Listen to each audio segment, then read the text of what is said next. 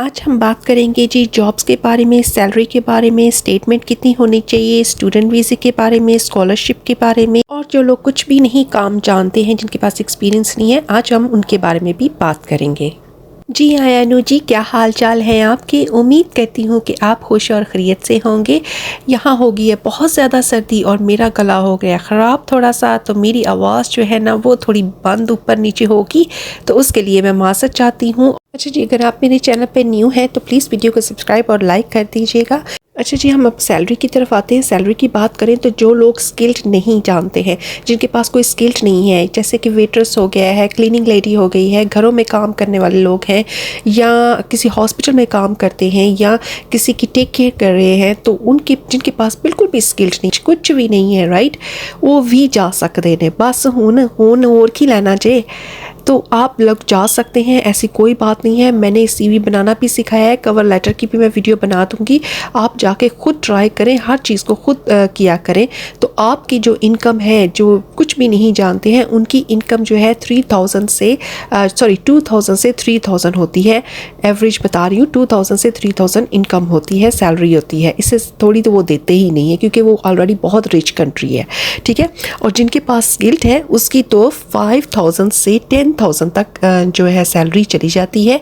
उसमें डॉक्टर आ जाता है, आईटी के प्रोग्राम को जानते हैं, जिनके पास यानी कि नर्स है, फिजियोथेरेपी के है।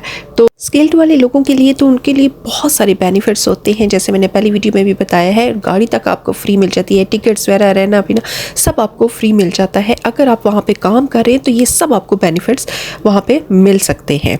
अच्छा जी, फिर उसके बाद बात करते हैं जी, कुछ लोगों ने पूछा जी जो विजिट वीज़ा है वो वर्क परमिट पे कन्वर्ट कर सकते हैं? बिल्कुल आप कर सकते हैं, जिसकी ज़ीरो कास्ट है। और अगर आप वहाँ पर रह रहे हैं, जैसे कि वर्क परमिट वीज़े पे आप लोग वहाँ पे जाते हो, किसी कंट्री से भी, इंडिया हो, पाकिस्तान, बांग्लादेश, किसी कंट्री से भी आप वर्क परमिट वीज़े पे जाते हो, तो आपको फूड और एयर टिकट की कोई फ़िक्र करने की ज़रूरत नहीं है, वो खुद से प्रोवाइड आपको करते हैं। आपकी फैमिली को तक वो आपको बुलाते हैं, वहाँ पे आपको स्पॉन्सर करते हैं उनको, हाँ, लेकिन आपको टिकट जो है ना अपनी फैमिली की वो खुद से पे करनी होगी। जॉब के लिए मैं वेबसाइट नीचे दे दूंगी, समटाइम्स लिंक नहीं खुलता, इसलिए फिर भी बता दूं, jobs.lu पे आप जाएंगे तो सारी जॉब्स आपके सामने आ जाएंगी, जो कोई सी भी जॉब आप अप्लाई कर सकते हैं। यकीन करें वहाँ पे बहुत ज़्यादा लेबर्स की तो बहुत ज़्यादा ज़रूरत है, ठीक है। ग्रोसरी स्टोर में आप अप्लाई कर सकते हैं, किसी, मैं कहती हूँ डॉक्टर से लेकर ना क्लीनिंग लेडी तक जो है ना, प्लम्बर का हो गया, वेल्डिंग हो गया, कुछ भी वहाँ पर बहुत सबकी बहुत ज़रूरत है, ठीक है। तो आप अप्लाई इसको इन जॉब्स को अप्लाई कर सकते हो।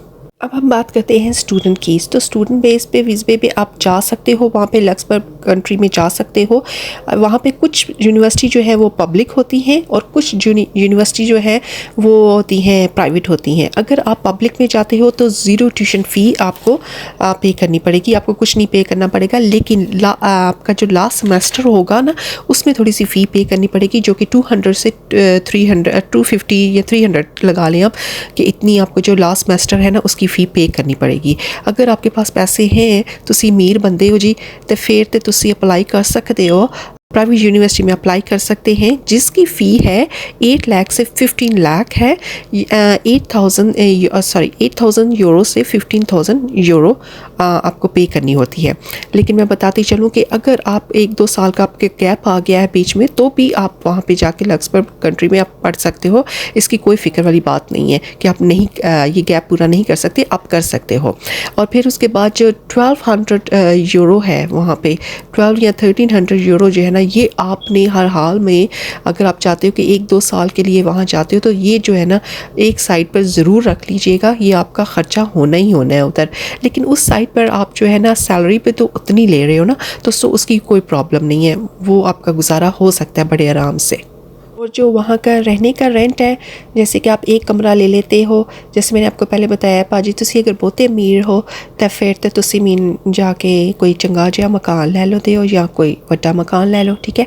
अगर तुसी मीन थोड़े मेरे वांगर गरीब हो, राइट, तो फिर आप जो है ना एक कमरे में भी रह सकते हैं।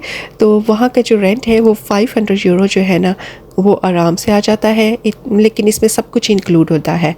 तो लेकिन अब फिर भी इसके बावजूद भी आपकी काफ़ी सेविंग हो जाती है। अब हम आते हैं जी कौन कौन से डॉक्यूमेंट चाहिए हमें जब अगर आपके पास एम्प्लॉयमेंट लेटर आ जाता है तो फिर आपको कौन कौन से डॉक्यूमेंट्स चाहिए। आपको क्रिमिनल रिकॉर्ड तो चाहिए ही चाहिए, हेल्थ इंश्योरेंस बिल्कुल लाजम है आपकी, एंड कवर एंड जो CV है वो तो आपके पास होगा ही, पासपोर्ट वगैरह पिक्चर्स वगैरह आपको तो चाहिए ही चाहिए होंगी। एंड स्टेटमेंट कितनी चाहिए बैंक के अंदर, आपको 10